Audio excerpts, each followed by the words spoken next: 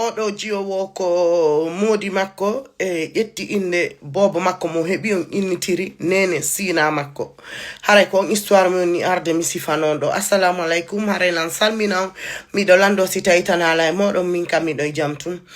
Oɗo jiyo ko histoire makko onni on jomba ari o tawi sina. Ɓayo ari o tawi sina, modi makko inni wono oɗo o teddina e oɗo. O ado iwde kam maɓɓe kadi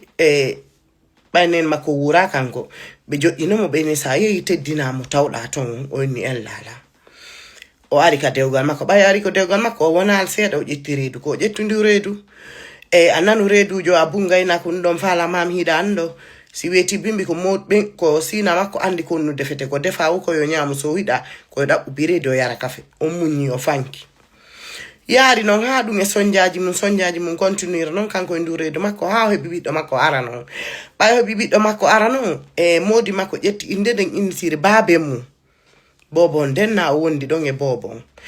Bobon si falama ɓira kala ko faala ko sina makko sotta modi makko anda fi fus sattata ha satta o ƴetta 100 francs wonna hi hay so jonna debbo mbuɗi koye ɗin ɗo rew e sina makko.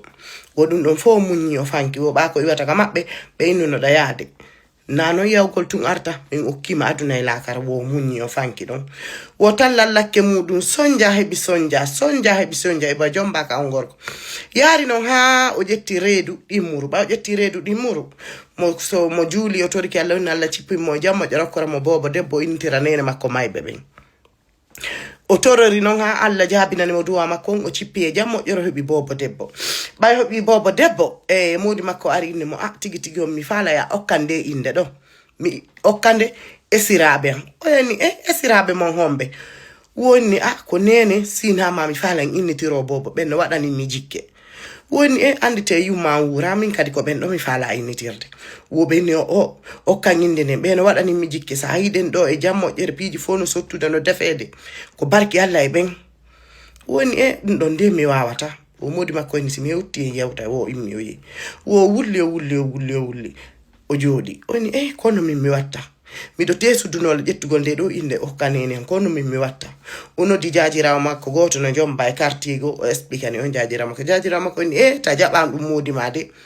donc andi ka fulɓe ɓen sa heɓi arano ma on ko modi ma de sidata fiye inde nden ɗimmo on ko andi e sidata tamma on ko modi ma. Wo ɓay gorko on arti kicciɗen karaɓɓin ɗinalngol on woni komi haalan ma kon ko honno faɓɓi jango ko denna bo tawi mo addori conci ko bornoto ko piiji ɗin fo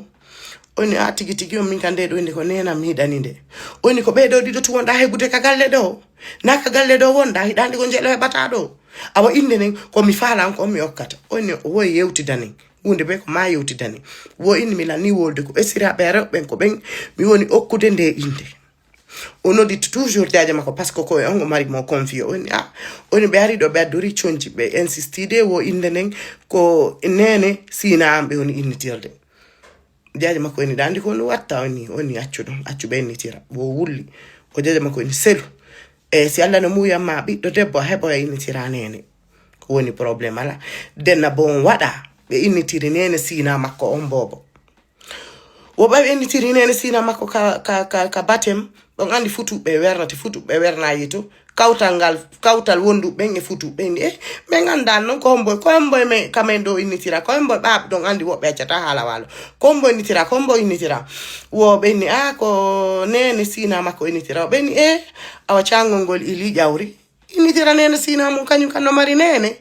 wo waɗa sulmu sulmu kala rotti haɓɓi ƴetti zinaɓe seeda ɗon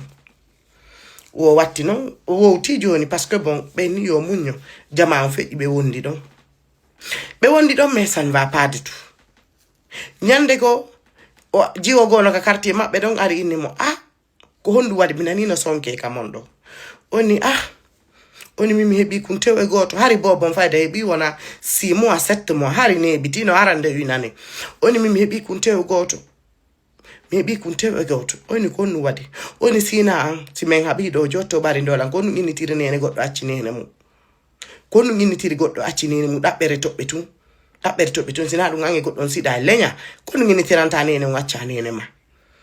wo jebbo ninni wela fi me muño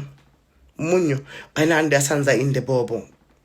o fankiri non ye ha bobo ngebi 2 ans 3 ans donc andi bobo ko fiddi ko joni non bobo no fiddi han feƴƴiti o noddira mo inde makko ɗon na beppa joni sina makko yarta kello siko ɗum innitiranda nene e yennugol ɓe awa ittu inde nden siko ɗum innitirannaɗa nene e yennugol ɓe ittu inde nden woni e goɗɗo sino wondi e pay kummu wolanemo sifa ɗimpiji na hoyre ley conci mon inde ko beppa e faccay ko ɗimpiji mon monde awata innu ɗum nene am oni mi na yummama min inde ko ɓiɗɗo an min inde aw ko mi faami ko innitiranɗomo ko fiyi ko innitiranɗoɓe ko fiyoɓe yoɓe yenne ko fiyoɓe hoyne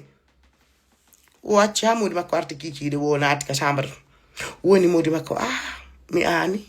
joni sustande ɓiɗɗan on hay ho har sina innike wo komi innitirreɓe ko fiyo komi innitiriɓe ko fiyo mi yennuɓe andale o bobo min kadi ko onon innitiri min ka na nene makko mi fanno innitirde modi makko enne wolotano ko ngala min ko ɓe woni sabu hangoy min ko ɓe woni sabuji an ɗin du mons min ko ɓe wonani lan sabugoy min ko nene o wonani lan sabu nene o wonani lan sabu nene o jajira wanno welduno moƴƴa non kammi wonno ɗon hari komi yawmi baano ko ɗon ɓe hilan ɓe hoolilan ɓe hollidiri lan e rélection ji hande sa yimiɗo ɗo ko barki Allah e ɓe hara yenni taaline bobo on aduna oni wonmi wata wondude e bobo mi ɗon kaba yennude woko nden ñande on andi o toni konngol hewre modi makko oni mi wata yennude e bobo fiddude mi ɗon kabo yennude hay si minni mi wawa yewra mi yennata mais si bobo fiddinima a jiɓoto andude ko gera wo yalti o wulli ñande go kadi woɓe haɓi fision wal wo sina makko yenni moyni ye kono woni innitirgol nene goɗɗo accanine mum ɗum min nene an no jogui tokor hay ko uddirte pamme min nene an no jogui tokor hay ko uddirte pamme min nene an falaka tokora himɓe hay kisiɓe no innitiri nene an hay kisi no innitiri nene an joni nene ma no waali furo heɓa ɓiɗɗo debbo añala nene ma nden inne ɗon ƴetta innitira nene sina ma fiyon no sina ɗaɓɓere toɓɓe wo kanko ka raɓɓinɗingol fi nden inde ɗon bobo on ɗon naɓimo hatti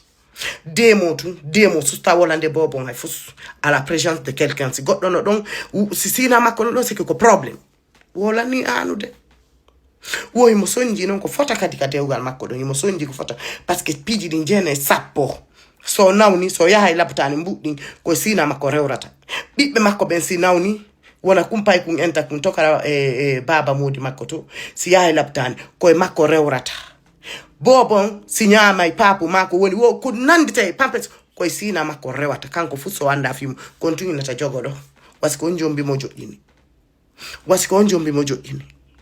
si weti bimbi hay si modi makko kaka suudu makko wali ka chambre makko wali ko sina makko nelata makiti defe ko andi ko ɗum defete ko fala ko ɗum defete wo mo wondi ande mo wondi e museni mo wondi e sokola wala nene jaja makko kadi kan jombaɗo moyen ɗuuɗa sakko yawo faw o jooɗo o fawo hoore on ɗon oyna mo ɗaɓɓude ngengu bappiraɓe makko ɓen anda ko fewndi c'est que probléme on fof ko hakkude makko e jaja makko woni on no inna muña tum dewgal wela ko muñangal weli ko wolɗo e fankuɗo wo ani woko ɗum waɗi wadde o histoire ɗo yomi feƴƴinmo onon kadi ka nder commentaire ji kala wowla yer ko wawi kon partage vidéo moƴƴa hari sen ari ko haɗo par ce que haala lannata e histoire makko no juuti han feƴƴiti mi waɗi briefing tun fiita won vidéo juutungi ha feƴƴiti mi jeeji on partage o vidéo assalamu aleykum min e ɗe balɗe